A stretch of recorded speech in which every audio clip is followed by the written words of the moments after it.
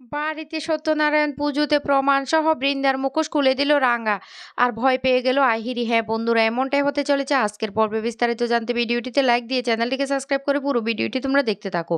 গল্পের শুরুতে আমরা দেখতে পারবো ময়না হঠাৎ করে এসে তার ছেলের হাত ধরে টানাটানি শুরু করে ওকে নিয়ে যাওয়ার জন্য। তখন নবরণবাবু বলতে লাগলো, এই ময়না তুমি এমন করছো কেন, তুমি ওকে কেন টানাটানি করছো?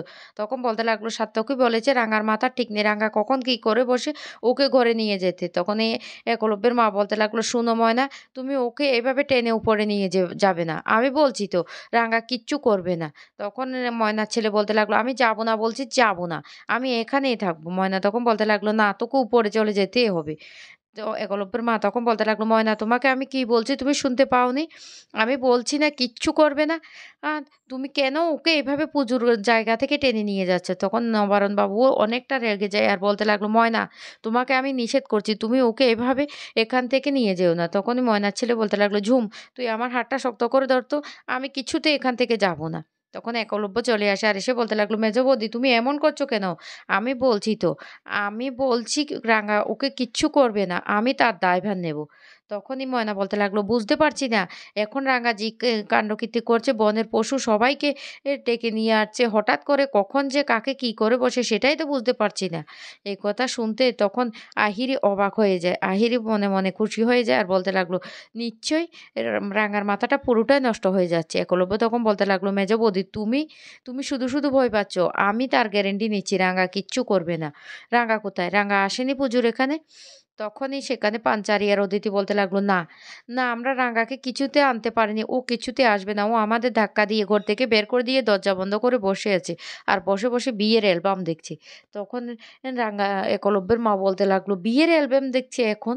তখনই বলতে লাগলো, হ্যাঁ সে বিয়ের অ্যালবাম দেখছে আর বলছে সে নাকি পাখিদেরকে বিয়ের অ্যালবাম দেখাবে। তখন সন্দেহ হতে থাকে বৃন্দার। বৃন্দা তখন বলতে লাগলো, হঠাৎ করে রাঙা বিয়ের অ্যালবাম দেখছি ঘরে বসে বসে, আমার না কেমন একটা সন্দেহ হচ্ছে রাঙা কি করতে চাইছে সেটাই তো বুঝতে পারছি না।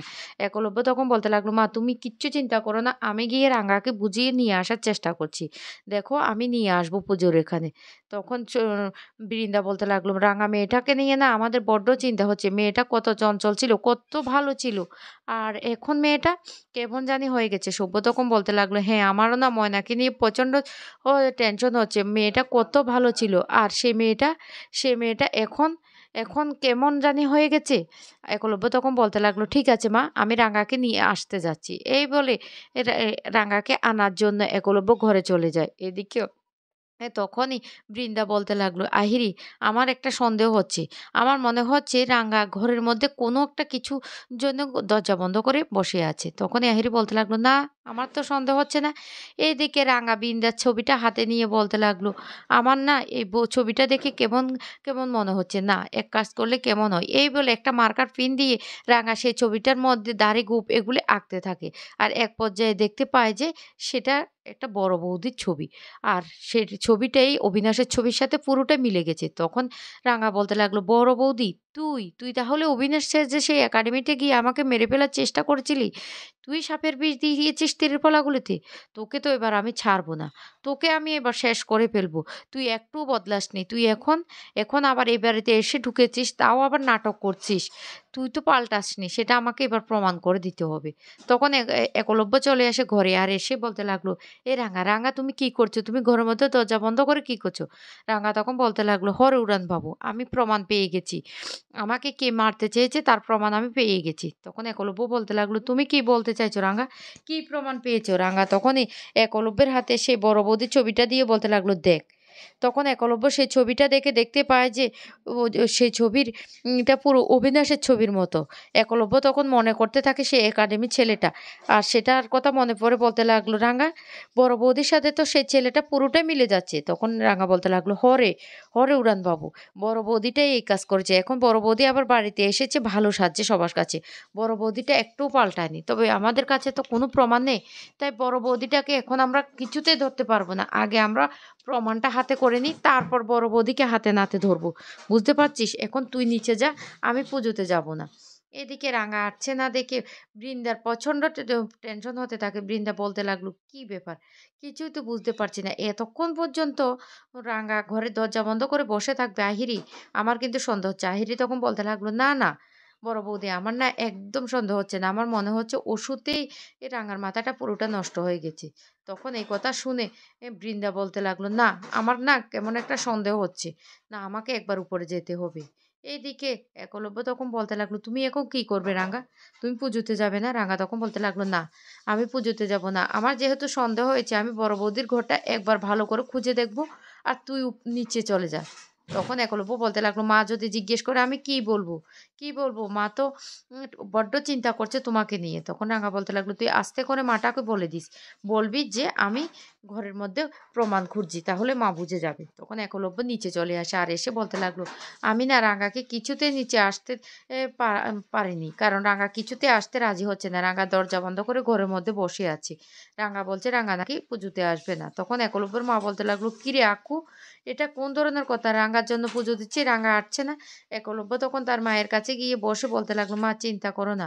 রাঙা না প্রমাণ পেয়ে গেছে। তাই রাঙা প্রমাণ খোঁজার জন্য উপরে বসে আছে। তুমি এ নিয়ে চিন্তা করো না।" এদিকে বৃন্দা তখন আহিরিকে বলতে লাগলো, "আহিরি, আমার না এবার কিন্তু সন্দেহ হচ্ছে। আমাকে একবার উপরে যেতে হবে। সত্যি, সত্যি রাঙা কি করছে সেটা আমাকে দেখতে হবে। আমি না একবার উপরে যাব।" অন্যদিকে দেখা যায় বৃন্দার ঘরে চলে যায় রাঙা। আর ঘরে গিয়ে এদিক ওদিক করে সমস্ত ঘর এলোমেলো করে ফেলে। কিন্তু তাও কিচ্ছু খুঁজে পায় না। তখন রাঙা বলতে লাগলো, "বড় বৌদিটা যতটা চালাক না, ও নিশ্চয় ঘরের মধ্যে কিচ্ছু এনে রাখবে না। আমার মনে হচ্ছে ও ধরা পড়া যাবার ভয়ে কিচ্ছু এনে রাখবে না। এখন আমি কি করব? কোথায় খুঁজবো? কিছুই তো বুঝতে পারছি না।" এই বলে আবারও ঘরটা এদিক ওদিক করে খুঁজতে থাকে। অন্যদিকে দেখা যায় বৃন্দা তখন বলতে লাগলো, "মা, আমার না ওষুধ খাওয়ার সময় হয়ে গেছে। পুষ্পাঞ্জলি নিতে তো এখনো আরো একটু সময় বাকি আছে। আমি একবার উপরে গিয়ে ওষুধটা খেয়ে আসি।" তখন একলব্যের মা বলতে লাগলো, "ঠিক আছে যাও।" আর বৃন্দা তখন আহিরিকে বলতে লাগলো, "আহিরি তুমি এখানে থাকো, আমি গিয়ে উপরে দেখি রাঙা কি করছে। আমার না রাঙাকে বড্ড সন্দেহ হচ্ছে। এতক্ষণ তো রাঙা ঘরের মধ্যে দরজা বন্ধ করে বসে থাকার মেয়ে নয়। আমি একবার উপরে যাব।" এই বলে বৃন্দা উপরের দিকে চলে যেতে থাকে। এদিকে রাঙার শাশুড়ি তখন প্রচন্ড চিন্তিত হয়ে পড়ে। একলব্য তখন তার মাকে বলতে লাগলো, "মা, চিন্তা করো না, কিচ্ছু হবে না।" তখন একলব্যের মা বলতে লাগলো, "ঠিক আছে রে আকু, আমার না বড্ড ভয় করছে।" এদিকে বৃন্দা ছুটে চলে যায় তার ঘরে। আর তার ঘরে গিয়ে দেখতে পায় সমস্ত জিনিসগুলো এলোমেলো হয়ে পড়ে আছে। আর বলতে লাগলো, "আমি যা সন্দেহ করেছি তাই। তার মানে উপরে তো শুধু একমাত্র রাঙাই আছে। রাঙা তাহলে চালাকি করে পাগল সাজার নাটক করে আমার ঘরে এসেছে প্রমাণ খোঁজার জন্য। সেইজন্য আমার ঘরের সমস্ত জিনিসগুলো এভাবে এলোমেলো হয়ে পড়ে আছে। না, আমি তো রাঙাকে ছাড়বো না। আমার সন্দেহটাই ঠিক হয়েছে। রাঙা বুঝতে পেরে গেছে, ওই যে একাডেমিতে ছদ্মবেশী ছেলেটা আমি। সেইজন্য প্রমাণ খোঁজার জন্য এখানে এসেছে।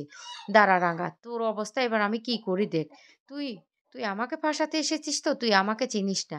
আরে তুই যদি ডালে, ডালে চলিস, আমি পাতায়, পাতায় চলি। এইদিকে রাঙা চলে আসার সময় হঠাৎ করে বিছানাটা উল্টাতে গেলে সে গুপটা পেয়ে যায়। আর বলতে লাগলো, "এই গুপটা দিয়ে তো আমি কিচ্ছু প্রমাণ করতে পারব না। বড় বৌদি তুই কি ভেবেছিস?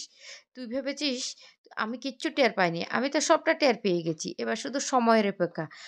সমস্ত প্রমাণসহ তোকে হাতে নাতে ধরবো।